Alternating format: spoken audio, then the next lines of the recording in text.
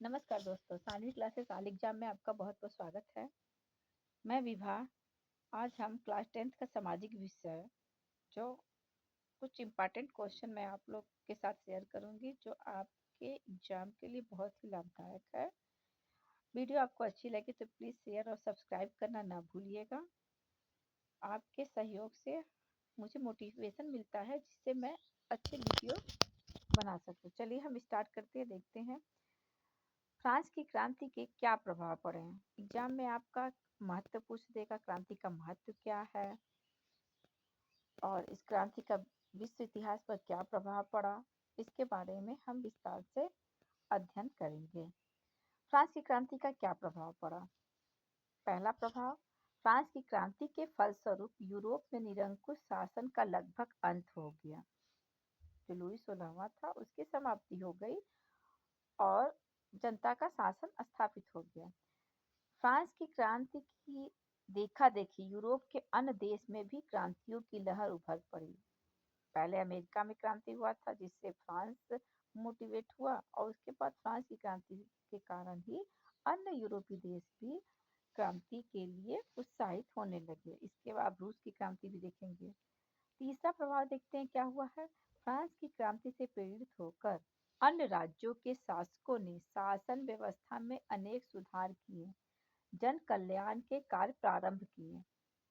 यूरोपीय देशों में लोकतांत्रिक सिद्धांतों का प्रसार हुआ। समानता, स्वतंत्रता और बंधुत्व के सिद्धांतों ने विश्व की राजनीति में हलचल मचा दी। ये जो स्वतंत्रता, समानता और बंधुत्व है, ये फ्रांस की क्रांति से ही लिया गया है, जो हमारे संविधान में भी वर्णित है। संविधान में पूछा जाता स्वतंत्रता, समानता, बंधुत्व की भावना कहाँ से ली गई है, तो आप बताएंगे फ्रांस से ली गई है। इंग्लैंड में लोकतांत्रिक आंदोलन को बल मिला, जिससे यहाँ संसदीय सुधारों का तांता लग गया। अमेरिकी महाद्वीप के अनेक देशों ने पुर्तगाल तथा स्पेन के उपनिवेशों को समाप्त करके गणतंत्र स्थापित कर दिया। संसार के अनेक राष्ट्रों में वयस्क मताधिकार का प्रचलन शुरू हो गया। मताधिकार की भी यहीं से शुरुआत हुई। फ्रांस की क्रांति ने धर्मनिरपेक्ष राज्य की अवधारणा को जन्म दिया। लोकप्रिय प्रभुसत्ता के सिद्धांत का प्रतिपादन किया। धर्मनिरपेक्ष यानी राज्य का अपना कोई भी धर्म नहीं होगा। राज्य के सामने सभी धर्म समान, सभी धर्म समान रहेंगे। राज्य के सामने जो भी होगा सभी धर्म समान रहेंगे। इस क्रांति ने सदियों से चली आ रही यूरोप की पुरातन सामंती व्यवस्था का अंत कर दिया। जो सामंती व्यवस्था पहले से चली आई थी उसे समाप्त कर दिया। फ्रांस के क्रांतिकारियों द्वारा की गई मानव और नागरिकों के जन्मजात अधिकारों की घोषणा 27 अगस्त 1789 ईस्वी की मानव जाति की स्वाधीनता के लिए महत्वपूर्ण है। इस क्रांति ने इंग्लैंड, आयरलैंड, अन्य यूरोपीय देशों की विदेश नीति को भी प्रभावित किया। कुछ विद्वानों के अनुसार फ्रांस की क्रांति समाजवादी विचारधारा का स्रोत थी, क्योंकि इसे समानता का सिद्धांत प्रतिपादित कर समाजवादी व्यवस्था का मार्ग भी खोज दिया था। इस क्रांति के फलस्वरूप फ्रांस ने कृषि, उद्योग, कला, साहित्य, शिक्षा और सैनिक गौरव के क्षेत्र में भी अभूतपूर्व प्रगति की। बच्चों, आपके सामने इतना लंबा अगर 60 में आएगा आंसर तो आप 3-4 भी लिख देंगे तो आपके लिए बहुत ही लाभदायक होगा और अच्छे नंबर आप पा सकते हैं। इसमें से कुछ और भी क्वेश्चन है, बस हम इसको देख लेते हैं। फ्रांस के राजकोष के रिक्त होने का कोई 2 कारण आप बहुत लिख सकते हैं। राजाओं द्वारा अपव्यय, लुई 16वां और लुई 16वां की जो पत्नी थी वे जनता के द्वारा कमाई गई खून पसीने की कमाई को लुटा देते थे। उच्च वर्ग करों से मुक्त होते थे।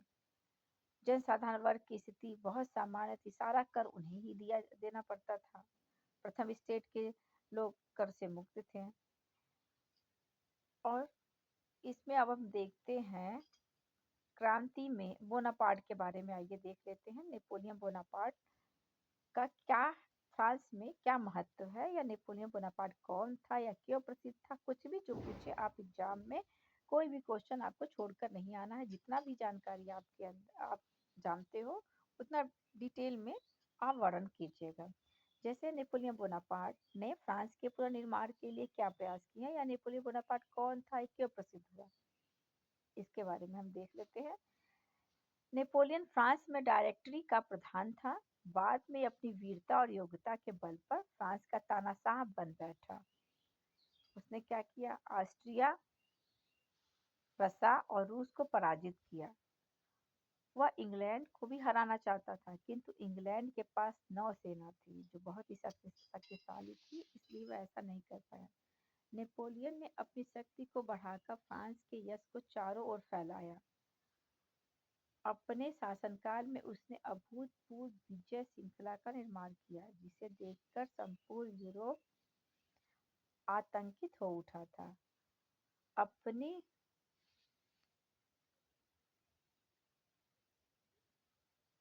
अप, उसने 10 नवंबर 1799 को डायरेक्टरी को भंग कर सेव को फ्रांस का प्रथम काउंसलर निर्वाचित करवा दिया। सन 1799 से 1804 तक उसने फ्रांस में अनेक महत्वपूर्ण सुधार किए। उसने कानूनों का संहिताबद्ध किया। ये पूछा जाता है नेपोलियन संहिता, तो आप बताएंगे नेपोलियन संहिता में कानून को विस्तार से उसने वर्णन किया। उसमें लिखा है कानून संहिताकरण, जिसको नेपोलियन कोड के नाम से भी जाना जाता है। उसके शासनकाल में फ्रांस यूरोप का सबसे शक्तिशाली और समृद्ध देश बन गया। यूरोप के मित्र राष्ट्रों ने 18 जून 1815 में नेपोलियन को वाटरलू नामक स्थान पर पराजित किया। ये क्वेश्चन पूछा जाता है, नेपोलियन किस युद्ध में पराजित हुआ या कब पराजित हुआ? तो नेपोलियन वाटरलू नामक स्थान पर वाटरलू के युद्ध में 18 जून 1815 को पराजित किया और उसे सेंट हेलेना में भी निर्वासित कर दिया गया।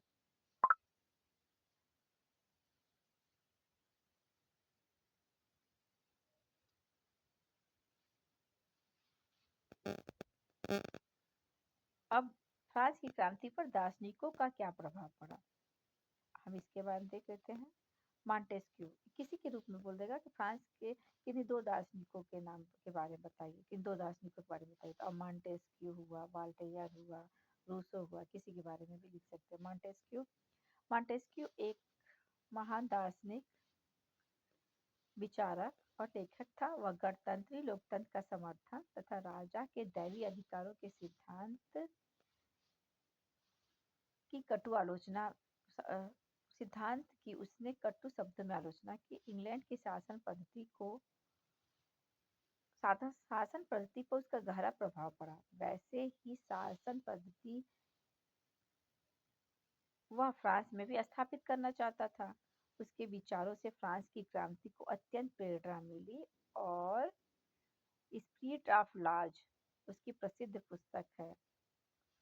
इसमें उसने अपने विस्तार से वर्णन किया इंग्लैंड की शासन व्यवस्था जिस तरह थी उस पर गहरा प्रभाव पड़ा और उसी तरह वो फ्रांस में भी लाना चाहता था। वाल्टेयर भी एक प्रसिद्ध विचारक और लेखक था। उसके विचारों से फ्रांस की क्रांति को बड़ा प्रोत्साहन मिला। वह जन कल्याणकारी निरंकुश शासन की स्थापना करना चाहता था। शासन निरंकुश हो लेकिन जन कल्याण करता हो।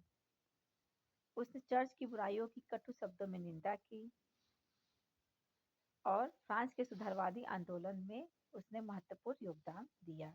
इसके बाद अपना रूसो 18वीं शताब्दी का एक उच्च कोटि का दार्शनिक था। उसकी प्रसिद्ध पुस्तक है सोशल कॉन्ट्रैक्ट। ये आपका एमसीक्यू में पूछा जा सकता है। स्पिरिट ऑफ लॉज मॉन्टेस्क्यू की रचना है। सोशल कॉन्ट्रैक्ट आपकी रूसो की रचना है, प्रसिद्ध रचना है। इसी में इसने कहा था कि व्यक्ति स्वतंत्र जन्म लेता है लेकिन हमेशा जंजीरों में जकड़ा हुआ रहता है। फ्रांस के लोग रूसो, मॉन्टेस्क्यू, वॉल्टेयर जैसे महान दार्शनिकों और लेखकों जैसे दिदरो, क्वेसीन के विचारों से प्रभावित होकर स्वतंत्रता की मांग करने लगे। इन विचारकों ने फ्रांस के निवासियों को सामाजिक, आर्थिक और राजनीतिक बुराइयों का ज्ञान कराया। इन दार्शनिकों के क्रांतिकारी विचारों से प्रभावित होकर फ्रांस की जनता हृदय से इन बुराइयों को उखाड़ फेंकने के लिए उद्यत हो उठी और बौद्धिक जागृति फ्रांस में फैल गई। स्वतंत्रता, न्याय, समानता की स्थापना के लिए प्रयत्नशील रहने लगे।